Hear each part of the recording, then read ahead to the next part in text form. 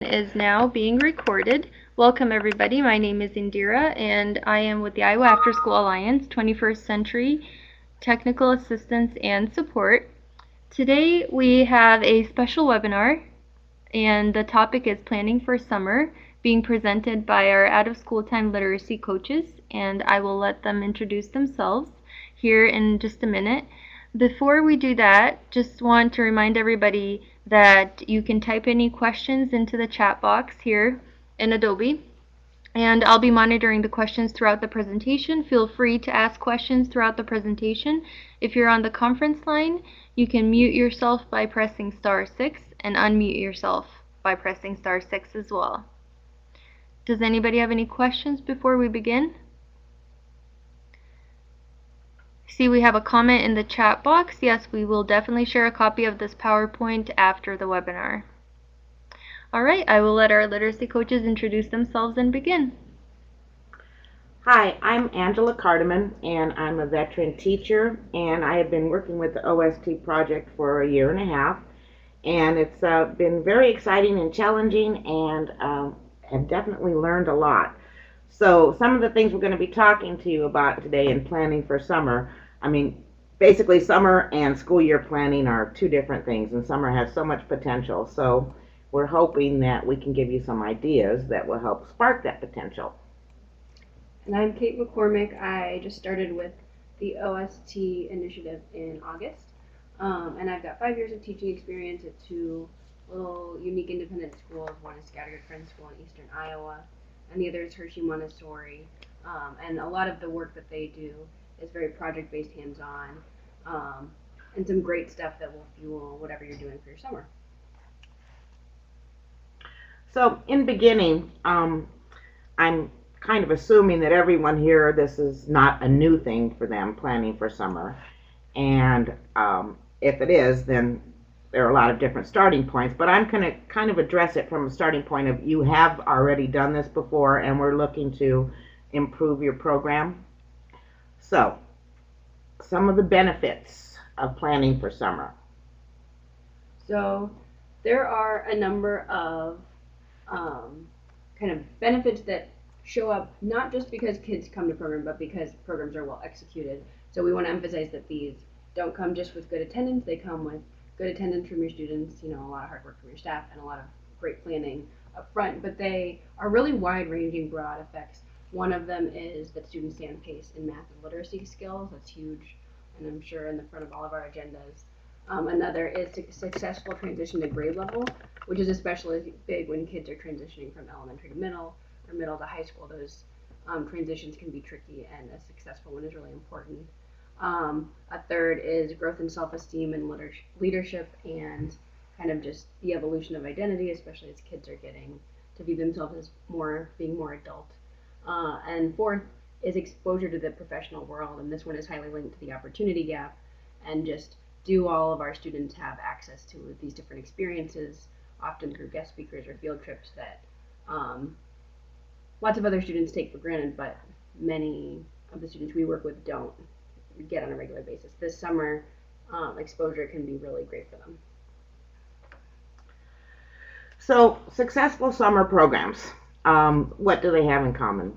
They achieve the goals that we talked about on our first PowerPoint presentation, and some of the reasons that they are successful. They have a schedule that they keep.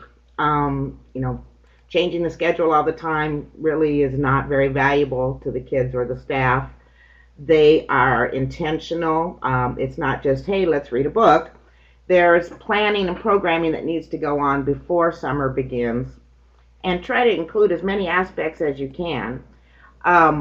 We also, at the end of this, have a packet we put together with some planning tools for web planning and activities, and it's a really good starting point for planning your summer.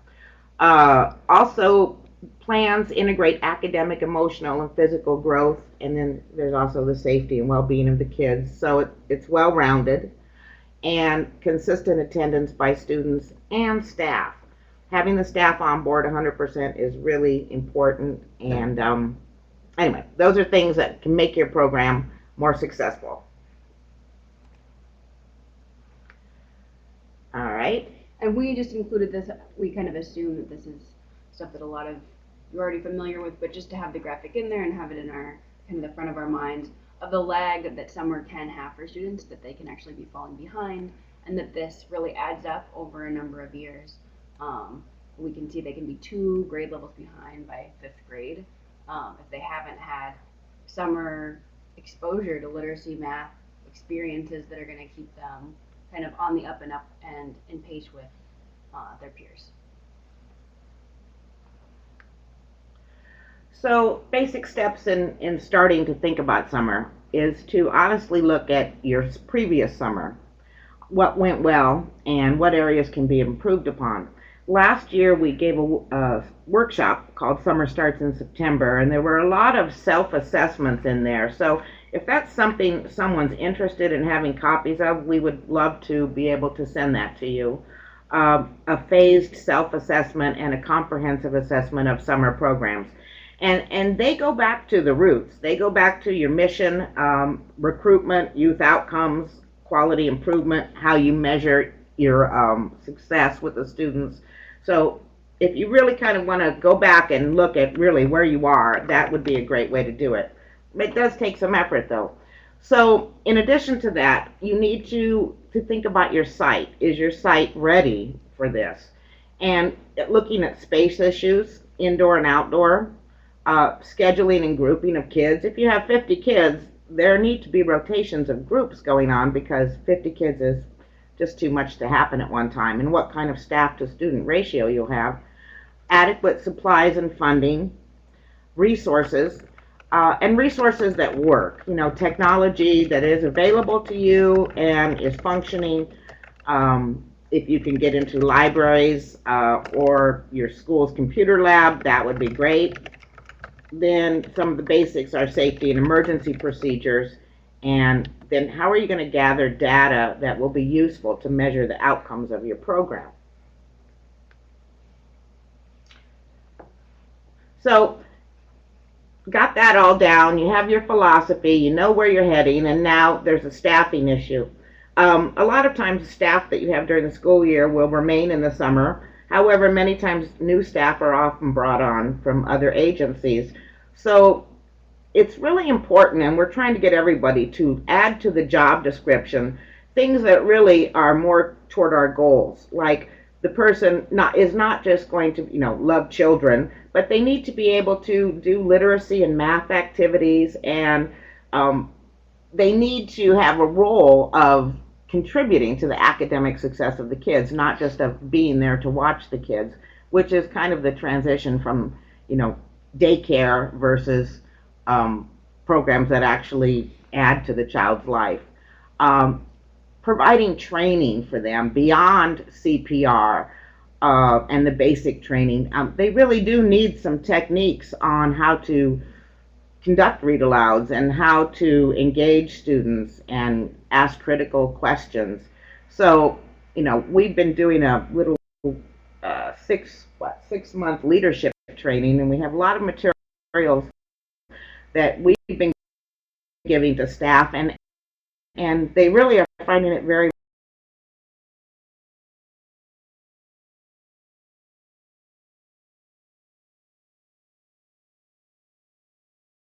impact on the kids. Are they doing the things that your program is aiming to do? And then the culture of your club.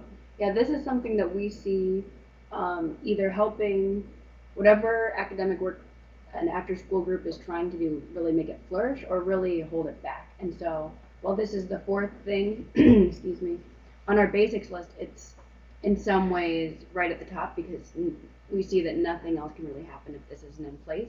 And so putting a lot of, excuse me, critical thought into how you're going to establish the kind of culture and environment between staff, between students and staff, and between students that you want to have a productive summer. And so what routines might be helpful. We all know that students really thrive when they kind of know what to expect and they have things to look forward to, and when their day is broken up into segments that help them concentrate and don't, get them antsy. So they're kind of moving, they have time to focus, but they also, are going to be moving on to the next thing before they get antsy. So there's all kinds of ways that you can do this. Of course, the many summer things have songs and dances and just festive things that can keep kids really engaged and that can be positive supports so that you don't need, hopefully don't need as many consequences in place if you have lots of incentives. We also, so much of this, means, as I already said, that if you don't have this environment in place, not much learning is going to take place. And so figuring out, what are the areas, the spaces that learning is going to take place, and what's the expectation for behavior in those places? How are they set up to facilitate that in terms of noise level, in terms of things on the wall, in terms of behavior when you walk in the door? Establishing those norms early on is going to just kick your whole summer off to a good start. And as students know that and respect that, they're going to be there and ready, and you're going to just get a lot more done. Character development in terms of grit, working hard, respecting others, what language is used, what expectations are used, is this modeled, is it clear? Those sorts of things are probably on the top of your list for that first week too. And then watching the dynamic between staff and student. Sometimes when staff are overwhelmed, they can get into a dynamic of feeling like they're there to manage students when really they're there, of course, to manage students in a way, but also to facilitate their learning and to have a positive relationship with them, and to make sure that all of those things are happening and all of those things are on the agenda is really important to that environment, and kids feeling safe and welcome, and like the adults in their environment are interested in what they're learning and invested in that. So all those we really think are big pieces of that culture piece. So if you have a schedule that you stick to and the kids get used to it, and you have norms of behavior and your routines well established, and that's even transitioning from one activity to another. Also, the more comprehensive your planning and engaging, the less behavior problems your staff's going to have, because the kids will buy into the program versus kind of stand on the outside of it and cause all sorts of little problems. So we're highly encouraging you to start planning now. They said summer starts in September. That's a little early, but definitely the beginning of the year is a great time to start thinking about what you're going to do this summer. And in designing your program, the first thing you need to start with is a theme. There are many programs I work with, and they seem to have a different theme every week, but you could have a broad theme, like, for instance, courage, and all your other sub-themes could fall under that, but you're basically aiming at that for your whole summer programming. And once you've got that theme or themes, then you start with the planning procedure. And we have a web planner for a starting point for our groups, and we also have a list of activities that you can do for writing, reading, math, science. So there are just a lot of ideas ready at your fingertips that you can use. So all of these they also pretty much integrate. For instance, if you were doing courage, there are things you can do that will relate to science and math, and moving across the disciplines. It's not just a book that centers on that. You can also adapt activities for different grades and levels, and that assumes that you have an idea of what kids can do at different grades and levels, which is a good thing to know. Field trips or guests that come in are related to your theme, and hands-on centers where, for the most part, older children should be able to go to a center and perform the task without a lot of assistance, and the younger kids will need more assistance from your staff. And we're really, really strongly encouraging to have a book-based theme where you have read-alouds of books that are higher than the independent reading level of your students.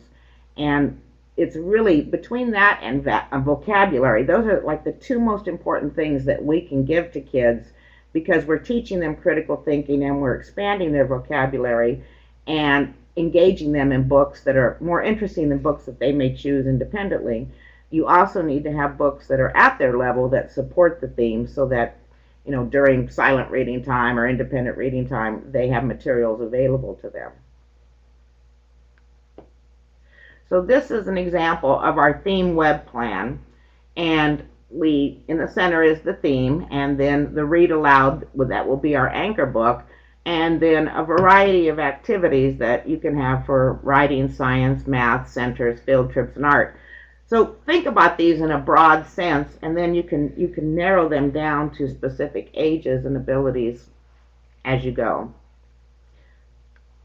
And having opportunities for choice within those is often good if you have the staff to do it, so that students are choosing whatever's most interesting to them. And as Angela kind of referenced in the hands-on portion, having things that are independent that they can do without an adult, standing over them, directing them, giving step-by-step instructions where they can explore and figure it out. Because as much as academic growth and enrichment over the summer in terms of an educational context are important, finding or rejuvenating or refueling that love of learning is a huge thing, and having kids excited and invested and ready to explore is like a huge gift that summer learning, has for kids. And so getting, that choice and that independence and just kind of learning a new thing because you're excited about it, not because an adult is telling you you need to do it, is a really awesome opportunity. So that love of learning, and definitely that comes through in reading. Like, it won't feel like work when the adult around you is excited about explaining what's happening and the new words and just everything. And when they can see how excited that adult is. So we just don't want to, I guess, ignore that excitement about learning is the biggest takeaway for summer stuff. And then sneaking in the educational components is the name of the game, but fun is huge, right? Yes. And that's something we like to call the X factor, that what you can do, the extra that you guys provide that schools just really don't have time to do anymore, allowing for explorations and experiences and opportunities that kids would not have in their normal life or in their normal summertime. We have a list of, this is the first page of it, different writing activities that you can do in relation to any anchor book.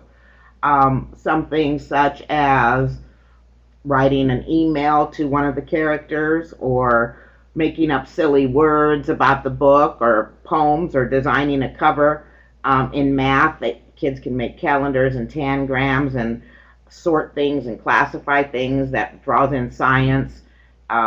Making maps or models, 3D models of the settings in your text. So hopefully there's a lot of ideas that a person can pick and choose and kind of mix things up and give kids a choice, as Kate said. And then the second part of it are activities in science, art, games, online resources we've come across that have there are a lot of free curriculums and lesson plans out there, and if you just type in your book or your subject, you'd be surprised at what you come up with.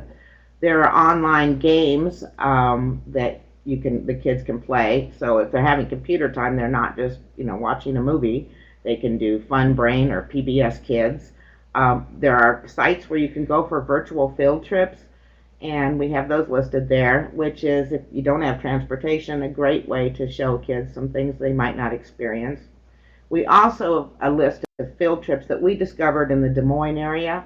So they may not necessarily, relate to where you live, but they're the types of places you could contact, such as county parks and state parks. They have a lot of free educational programming. Yeah, and with this whole list, so often you find that exactly, like if you go to one of these lesson plan sites, you won't take the lesson plan exactly as you find it, but it will give you about 10 different ideas, which is, really helpful, for me at least, when I do planning. And then these are just some samples of what we have in the packet that you can download. Then after you've done your theme and you've come up with activities for writing and vocabulary, and they're broad, then you can narrow them down. For instance, a writing activity for a child in K1 might be finding words that start with the letter P in the text, or reading the room. So all of these things then you can identify and adapt to the different ages that you're working with. All right, and some resources that we found to be very helpful along the way. Reading Rockets, if you haven't gone there, it's a great place to go.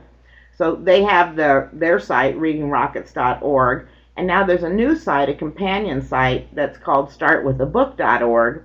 And I found wonderful, it's all about summer science, simple summer science.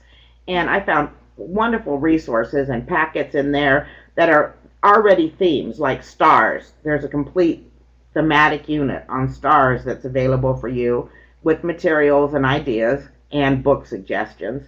Um, I think, and they were by grade level as well. I think there were probably a good 20 theme packets that are available for free from that organization.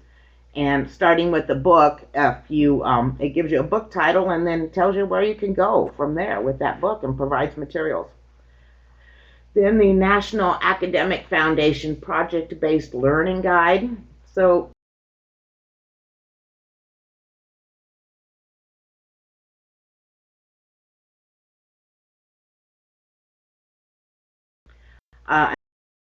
another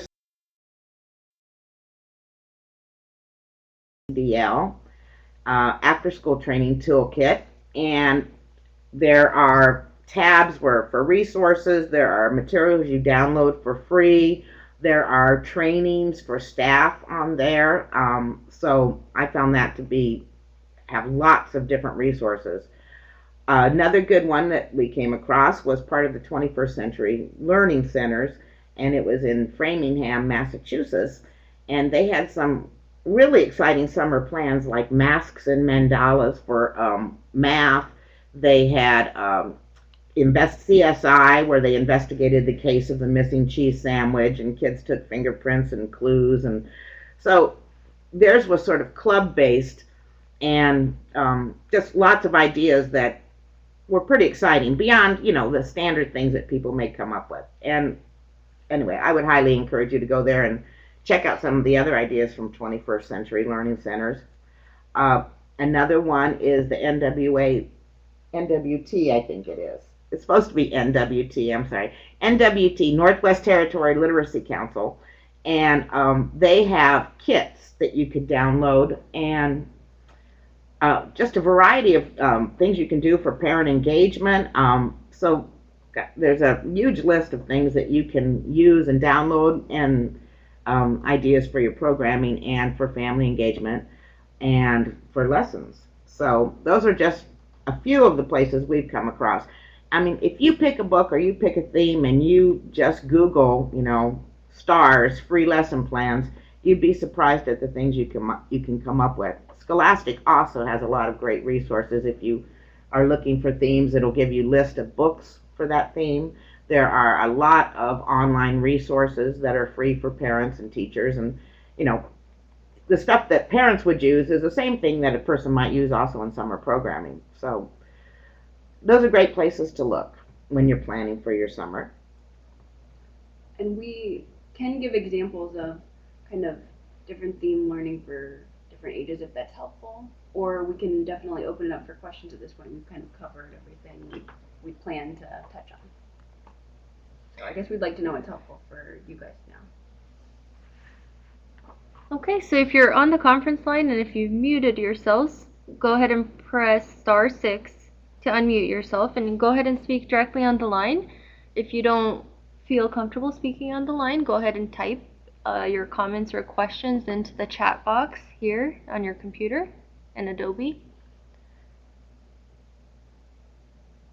And I would also like to hear at this point, if anybody's willing to share, does this information that was shared today resonate with things that you are currently doing when you're thinking about planning for summer, or are these ideas mostly new to you?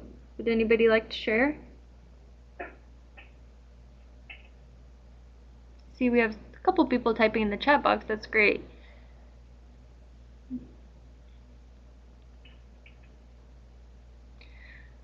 You can also comment regarding whether or not any of these or any of the information that was shared today you would like to learn more about a specific part of this presentation, if you'd like more information on a particular section or resource that was shared today.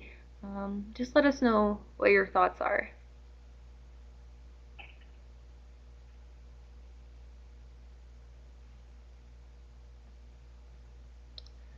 Okay, so one person says we use an overarching theme and then have weekly themes that are curriculum/enrichment wraps around. It works great.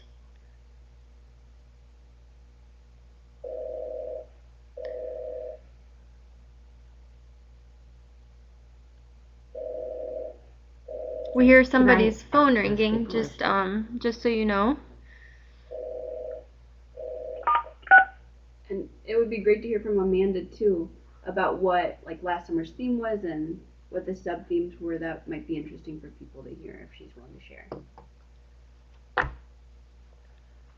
We would love to get to a point where we have some way to share resources, because I'm seeing all these different sites making plans and then they just stay at that site. And, it would be even a big organization that has several sites could share and rotate the materials around, and so that everybody's involved in the planning to some degree. Yeah, so that everyone's not reinventing the wheel every summer all on their own.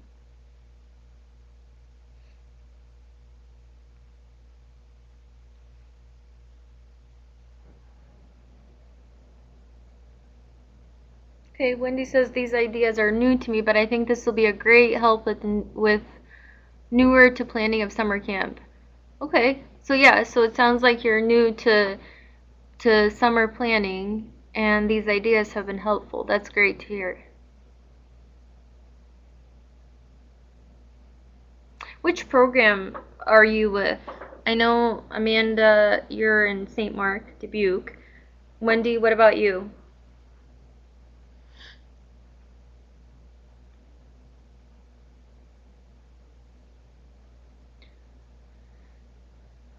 And I know Becca is in Bettendorf. Wendy's at Clinton Middle School. Clinton, okay.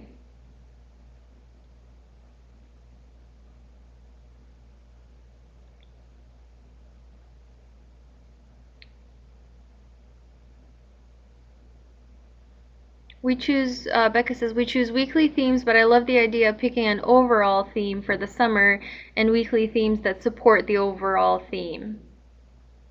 I think it gives, I think a week is just not really enough time to deeply explore something. So that's why I would, and plus you're planning a whole lot more units. So if you have that theme that you continue, the overarching theme for the summer, you can build on it. And every year, if you want to go back or share with other people, everybody can tweak it and improve it over time. So I think it makes it easier and it gives the kids a broader scope. Yeah, and this is Indira. I'll just add or chime in and say I think with after school programming in general or out of school time, there's value in not necessarily forcing yourself to be in a million different places all at once, but even taking one overall theme and exploring that in depth has a lot of value because you can go in a lot of different directions. You can do STEM with that theme. At the same time, you can do literacy, so it doesn't have to be mutually exclusive. And you can really allow the students to engage and explore in depth. Also, if you choose a theme like giving back or community, there could be, and the kids, older kids especially, could have some project goal that they are working toward for the summer too.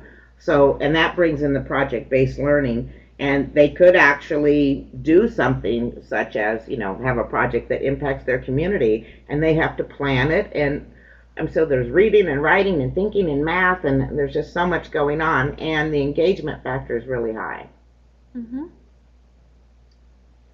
And just to give, since we're kind of going to hear if there are more questions or what would be helpful, some ideas from theme-based learning that we've seen successful before. One is something that CFM did over their fall break, which was just a week long, but they chose a transportation theme and they took a lot of field trips. They got to go see planes, they got to ride a train, they got to ride the public bus. Like they tried lots of different things with the kids. One of the activities they have was flying paper airplanes, and there's a gazillion different models. So it's kind of a STEM activity to try out some different models, see what works best, try and figure out why. You could do tangrams of kind of puzzles and making the shapes of different transportation forms of transportation. They did something with graphs where they had, I mean, this was an elementary school site, so they had students talk about what kinds of transportations they knew how to use, and then they graphed those numbers. Um, and so a lot of different, really right there, STEM applications. And then, of course, they had a number of books that they had planned to go with stuff. So they also had the literacy component in there. Something I've done with often high school students, I think middle school students can do it too, is a survey, a quality of life survey, where they design questions for a survey of, you know, what resources are used, how much sleep people get, kind of a general health survey. What do they think is important in someone's quality of life? And then they administer it to as many people as they can, and then quantify their results and find out what percentage of people said what, try and figure out if there's surprising information, what it means. And it's kind of a little detective and a little detective program because you're trying to figure out cause and effect relationships, and there's also a lot of math in it as you turn your data into statistics. And there's can definitely be so many literacy components because you're trying to figure out how to phrase a question so that it's not a leading question, but it's very clear and concise. So a lot of really good and very practical professional skills that they practice in that, which is, you know, always good to work in where you can. So that's, you know, an elementary school idea and a middle high school idea, depending on where your kids are. And in the packet that we have, so we're really strongly advocating the read alouds of good literature and things that will expand children's vocabulary and understanding of the world, because empathy and understanding of the world is something that read alouds can do really well. And multiple perspectives, seeing things through someone else's eyes. I think part of why that empathy piece happens. So in the stuff we have some ways on how to plan a read aloud, how to conduct a read aloud, questioning techniques for, you know, higher level questioning, not just yes or no answers.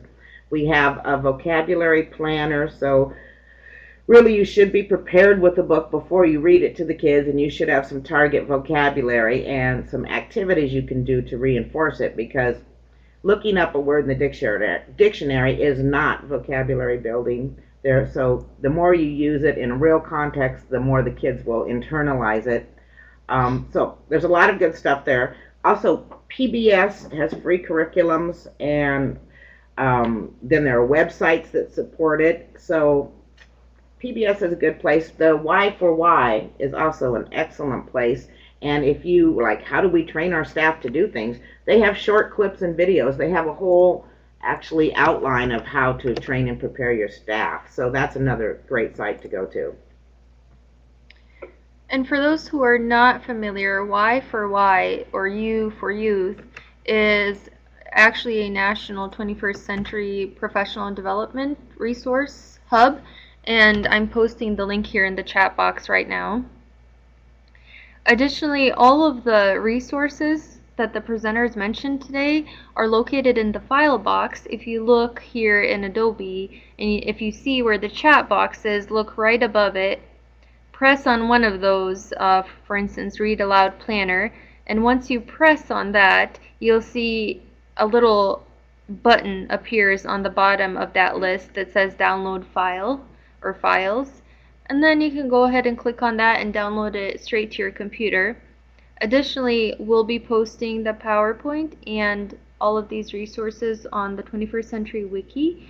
The Out of School Time initiative through United Way also has their own wiki site where they post resources, and we'd be happy to share that as well, because it's quite literacy specific with other draw-ins, of course. And let us know if you have any other questions. You can always feel free to email us at the Alliance. We can forward any questions you have.